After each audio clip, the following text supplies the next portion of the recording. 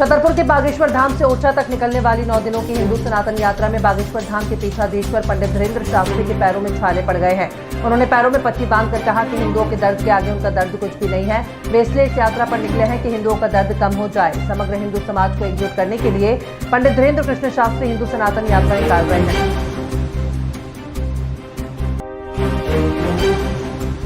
America में गौतम अडानी पर रिश्वत के आरोप लगने के बाद कांग्रेस नेता राहुल गांधी ने प्रेस कॉन्फ्रेंस कर उन्हें गिरफ्तार करने की मांग की है, जिस पर मध्य प्रदेश के मुख्यमंत्री डॉक्टर मोहन यादव की प्रक्रिया सामने आई है। उन्होंने कहा कि राहुल गांधी को देश के लोग मजाक में लेते हैं, उन्हें गंभीरता से नहीं लिया जाता। इसके अलावा उन्होंने पूर्व मुख्यमंत्री दिग्विजय सिंह पर भी तीखा हमला बोला है। मोहन यादव ने कहा कि जनसंख्या के जमाने से उज्जैन में मेडिकल कॉलेज की मांग उठ रही थी, जो अब जाकर पूरी हुई है।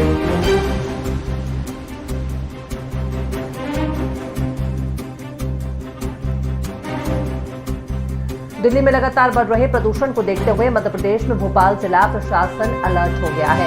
कलेक्टर ने भोपाल जिले में पराली जलाने पर रोक लगाने का आदेश जारी किया है। इस आदेश में स्पष्ट है कि पराली जलाने पर एफआईआर दर्ज करने के साथ ही जुर्माना भी लगाया जाएगा। 3 महीने पहले भी कलेक्टर ने भोपाल जिले में पराली जलाने पर रोक लगाई थी।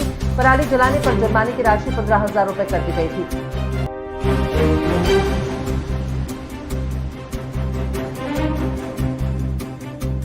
योगी सरकार प्रयागराज महाकुंभ को दिव्य और भव्य स्वरूप प्रदान कर रही है। प्रयागराज नगरी के साथ ही जिले में गंगा किनारे स्थित निषादराज रोहा की राजधानी रहे श्रृंगबेरपुर धाम का भी कायाकल्प सरकार कर रही है।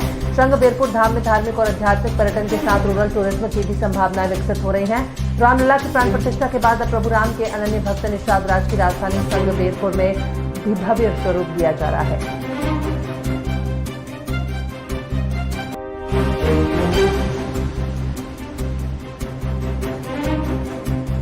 उत्तर प्रदेश उपचुनाव को लेकर जबरदस्त घमासान मचा हुआ है। समाजवादी पार्टी ने इन चुनाव में बीजेपी पर इन चुनावी में गड़बड़ी का आरोप लगाया है। इस बीच सोशल मीडिया पर भी कई ऐसे वीडियोस आए हैं जिन्हें लेकर कई तरह के सवाल उठाए हैं। वहीं बीजेपी का दावा है कि वो सभी 9 सीटों पर चुनाव जीतने जा रही है। इस बीच फलौदी सट्टा बाजार में भी यूपी उपचुनाव को लेकर जबरदस्त हलचल देखने को मिल रही है।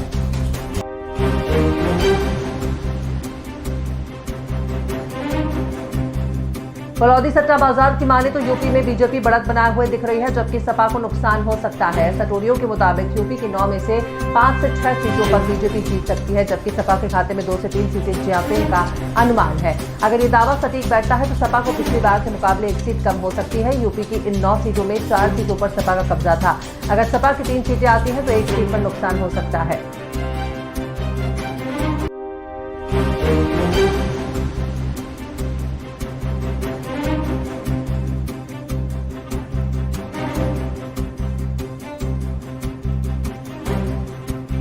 दिल्ली में सेशन कोर्ट में बीजेपी को झटका लगा है। कोर्ट ने मुख्यमंत्री आतिशी के खिलाफ दाखिल मानहानि के केस पर रोक लगा दी है। बीजेपी ने सीएम आतिशी के खिलाफ मुकदमा किया था।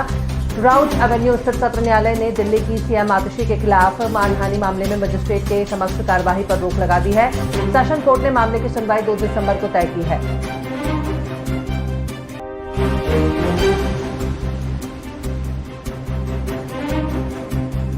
अमेरिका में डोनाल्ड ट्रंप के नवनिर्वाचित राष्ट्रपति चुने जाने के बाद से ही उनके फैसले चर्चा का विषय बन रहे हैं। उन्होंने सत्ता की कुर्सी हासिल करने से पहले ही अमेरिकी सरकार में कई बदलावों को मंजूरी दी है और उन पर काम भी शुरू हो चुका है। ट्रंप ने डिपार्टमेंट ऑफ गवर्नमेंट एफिशिएंसी यानी DOGE के नाम से जो विभाग बनाया है, उसके जरिए अमेरिका में $500 बिलियन के खर्चों को कम करने का प्लान तैयार है।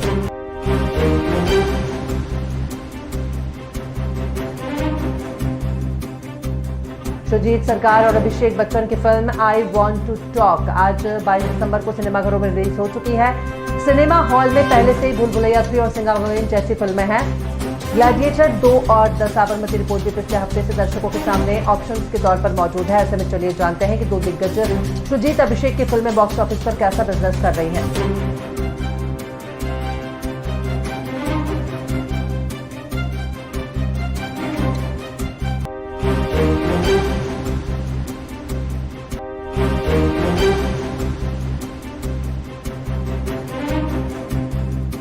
पाकिस्तान के महान क्रिकेटर और अंपायर रहे मोहम्मद नजीर का 78 साल की आयु में निधन हो गया है। उनका स्वास्थ्य काफी समय से खराब चल रहा था। अब उनके बेटे नोमान नजीर ने अपने पिता के देहांत की खबर सुनाई है।